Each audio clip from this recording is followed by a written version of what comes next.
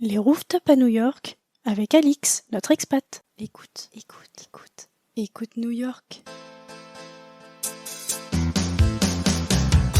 On ne pouvait pas faire un pack épicurien où on parle de bouffe, où on parle de boissons, etc., sans faire un point sur les rooftops.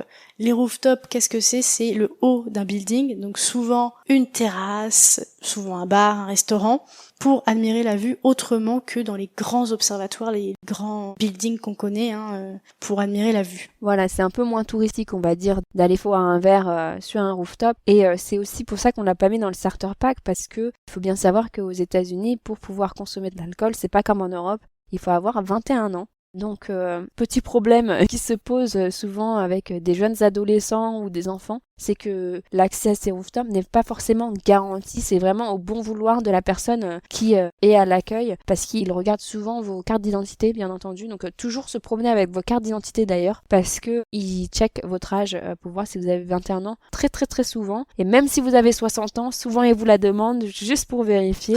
Donc, c'est un peu une blague, on va dire. Entre nous ici, parce qu'on sait très bien qu'ils savent qu'on a plus de 21 ans, mais ils vous demandent quand même la carte. Mais ils checkent quand même. Voilà, après c'est une question de sécurité pour eux, c'est-à-dire que si la police débarque un jour, ils ont la preuve qu'ils ont bien vérifié toutes les cartes d'identité. Bien sûr. Donc il faut avoir l'âge légal de 21 ans pour pouvoir accéder à ces rooftops la plupart du temps. Donc on peut quand même te laisser passer. Il y a souvent des horaires, des plages horaires où ils autorisent le mineur accompagné de majeurs. Voilà, après c'est assez rare, mais c'est possible. Ouais, c'est ça. Et puis ça peut arriver aussi que même le soir, accompagné de la famille, ils disent ok. Voilà, ouais. Après, je vais vous recommander vraiment celui qu'on connaît, où on a déjà vu des mineurs passer sans avoir trop de problèmes. Donc on commence avec le premier rooftop. Avec le premier, mon chouchou, le chouchou de beaucoup de monde. L'incontournable, qui est juste incroyable, qui a une vue de fou. Raconte-nous tout. Alors, c'est le 235th rooftop.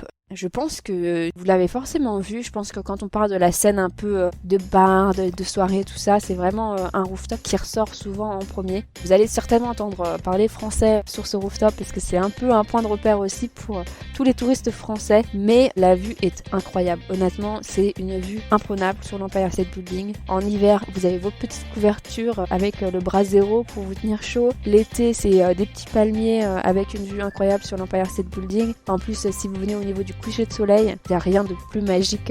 Ce que j'allais dire. Je l'ai fait le soir et c'est vrai que c'est incroyable. C'est incroyable, ouais. Et on va dire que la nourriture n'est pas extraordinaire là-haut. Elle est surtout assez chère, mais je pense que pour boire un verre, c'est vachement cool. Nous, les petits apéros en tant que français, on aime bien. Donc, allez faire une petite pause, c'est super dans cet endroit-là. Par contre, vous n'avez pas besoin d'être sur vos 31 en plus, parce que souvent, dans les rooftops, on demande à être un peu pas de basket ou des choses comme ça, un peu chic.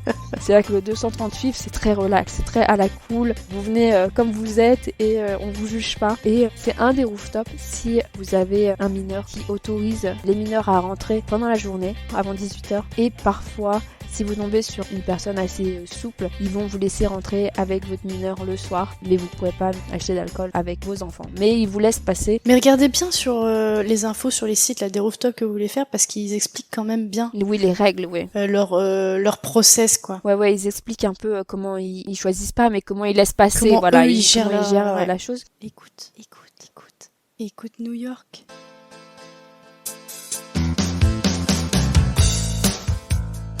Ça y est, c'est le grand jour. Après 4 mois de travail acharné, le guide Écoute New York est en ligne. Alors si tu prévois de venir à New York pour les fêtes de fin d'année ou courant 2024 et que tu galères avec la partie recherche ou que tu as tout simplement la flemme, mon guide de voyage 100% audio Écoute New York est fait pour toi. Plus de 10 heures d'audio réparties sur 35 épisodes pour préparer ton voyage en voiture, en balade, en cuisine ou que sais-je. Et pas de panique, il y a des fiches récap que tu peux télécharger ou imprimer. Que tu veuilles voir les grands classiques à New York ou justement t'éloigner des circuits touristiques qu'on voit partout, Alix, Frenchie à New York te murmure à l'oreille ses meilleures adresses, ses petites visites chouchou, tout cela parsemé de bons plans et de conseils bien précieux. Retrouve le lien du guide Écoute New York directement dans la description de l'épisode.